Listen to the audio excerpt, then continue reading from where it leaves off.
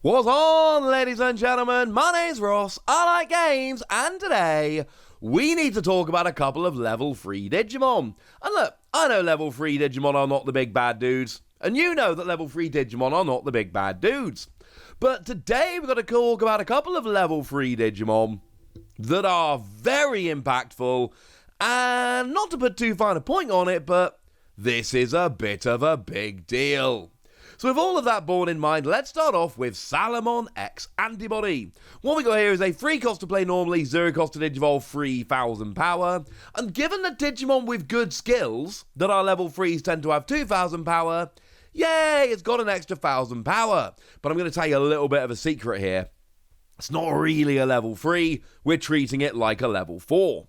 Because it can Digivolve from Salomon for 0 memory. Yay! We've seen this on pretty much all the X-Antibody cards we're seeing in this set. So-and-so X-Antibody can Digivolve from so-and-so. This is Salomon X-Antibody, and therefore it can Digivolve from Salomon. Yay, etc. But this is good. There's a lot of good things that can come from here. You can give yourself good inheritable skills, you can Digivolve to draw a card, and there is a Digivolution skill here, which is pretty gosh darned important. Because remember, if you Digivolve, level 3s generally don't have Digivolution skills, and there's a really good reason for it.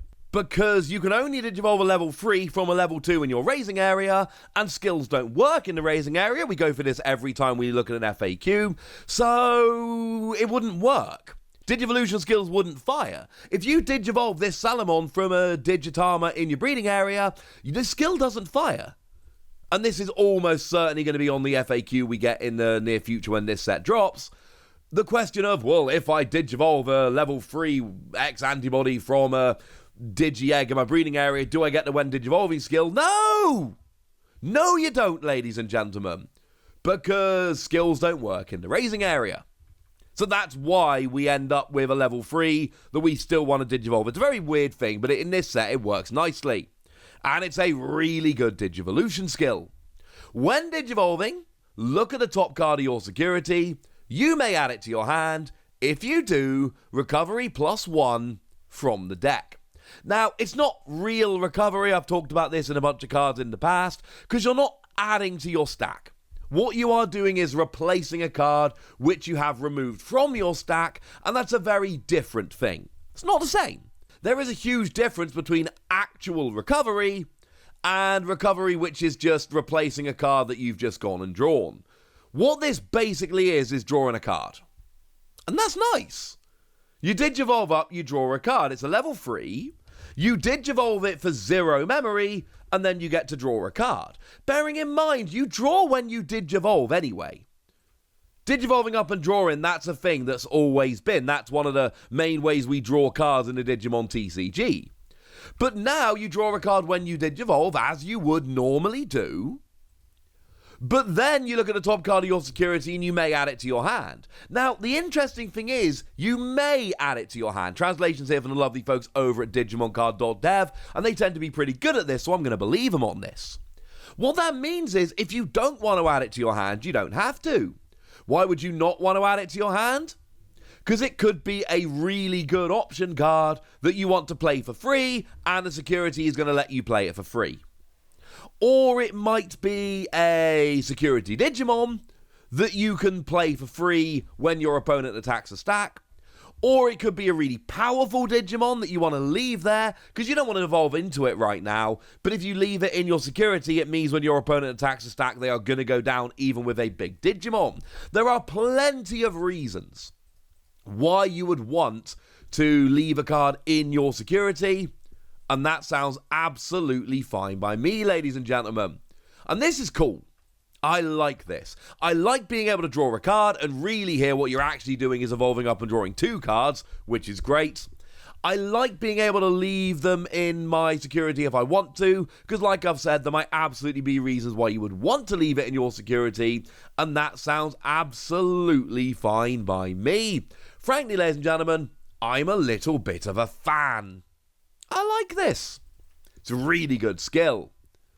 And this is all for 0 memory, though you do have to evolve a level 3 into it, which is a bit of a pain. Now, the other one I want to talk about is Pilomon here, who is absolutely adorable. And I do need to point out that we've got Pilomon, but we've also got Pumamon here. Or Pomumon. I don't know how to pronounce this properly. Pomumon? Is that right? Let's go for that. Because these are the same card. Pilomon just happens to be yellow. Pomumon just happens to be green. But Pilomon is beyond adorable, so that's definitely the one we're going to be focusing on here. But essentially, this is the same Digimon, just different colour. And to answer the next question, there is a very good chance that yes, we will at some point in the future get level 3s that look exactly like this for other colours. Cards like this do tend to show up in every colour eventually, but as it stands at the moment, we haven't seen it. This is one of those wait and see scenarios. I'm sure we will at some point in the future. But what we've got here is a free cost to play normally, 0 cost to Digivolve, 2,000 power. Like I've said, with the good skills, they generally tend to have the 2,000 power. But, oh, what a skill it is. It is just a standard static skill that is active the whole time you're out. On all turns, players can't play Digimon by effects. Now, it is important to note this is double-sided. This is both players, okay? But, I mean, this should be obvious, but let me say it out loud anyway, just in case. If you're relying on this, don't. Yeah? If you like playing Digimon by effects, don't play this card. That seems fairly standard. But if you are able to play this because you're not relying on this, oh, ladies and gentlemen, your opponent is gonna hate ya. And that is absolutely wonderful. Now, remember, this is playing Digimon by effects. So I've already seen some people asking questions about, for instance, Jogress Evolution. Jogress Evolution is not playing a Digimon by an effect. It is evolving. That's not the same thing. We're talking about just playing Digimon. Like, for instance, I don't know, top of my head, Diaboromon? Like, as far as counters go, this is a pretty strong counter to Diaboromon. Now, remember when Diaboromon initially came out, it was in Booster 1.0. It's in BT2 over in Japan. Diaboromon was basically unplayable because Omnimon was everywhere. And Diaboromon, the whole point of it is that you're playing a bunch of Diaboromon tokens, but Omnimon lets you delete all of Digimon of a name that you choose, so you would choose Diaboromon and all the tokens go down. Omnimon was a phenomenal counter. But then Omnimon stopped seeing play, and Diaboromon, although not, the best deck around at the moment, it's there or thereabouts.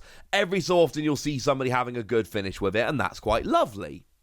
The thing is, when you're attacking, you play a Diaboromon token, but they are level 6 white Digimon. And this says very clearly, cannot put Digimon into play via card effects, and that is what Diaboromon is doing. And we're not talking about some big level 7 that you evolve into and wipe the board, we're talking about a little level 3 that you just leave sitting there. Diaboromon is an excellent example of a Digimon that is going to be absolutely wrecked by this. There are a whole bunch of purple decks out there. One of the things that purple loves doing is playing Digimon from your trash. It's kind of their thing. Well, great news, ladies and gentlemen, because you're not going to be able to do that anymore. All of those lovely purple Digimon that love playing cards without paying its cost, they ain't doing that anymore. I mean, they've been doing that since right back in BT2 with Metal Garurumon and Piedmon, both of which were in BT2 and did this. Yeah, they're not going to be able to do that anymore. You're not going to be able to play cards with skills. Or how about Jesmon? Now, I know they kind of nerfed Jesmon a lot the other day when they restricted Savior Huckmon to 1 copy per deck. But remember that Jesmon, when attacking, you may play a Digimon with Systemon in its name for your hand or trash without paying its memory cost. Well, bad news, ladies and gentlemen. That is playing a card by an effect. It won't work. And incidentally, Jesmon's other skill, when you play another Digimon, you get plus 3,000 in piercing. That will still fire if you play a Digimon another way. But one of the great things about Jesmon is that you play Systemon for free, and that activates your second skill. Yeah, not the case here, ladies and gentlemen. Not the case here. These might be little level 3 Digimon, but they're huge. And look, there's a lot of other examples, right? I've given you a few examples here. Believe me, there are plenty more. I think that's enough, quite frankly, as it stands. But know that there are a lot of Digimon out right now that are going to be wrecked by this, and there are going to be a lot more that come out in the future that are going to be wrecked by this. And sorry, ladies and gentlemen, this is not ideal. So there we go, that's what you need to know, and now you know, so I want to know what you think. Do you think that Salomon X-Antibody is going to be a really good card? And do you think these level 3s like Pilomon are going to be as impactful as I think they're going to be? Let me know in the comment section, would ya? Go nuts! But be nice! And then make sure you like this video, subscribe to this channel, follow me on Twitter at TheWasi, and Twitch for some live action at twitch.tv/PTCG Radio. If you want to support the channel, get some bonus podcasts and all that good stuff, head on over to patreon.com/PTCG Radio, where you can do exactly that. But by far the most important thing as always, look after yourselves till next time, would ya? Thank you very much for watching. My name's Ross, and you've been watching Wasi Plays.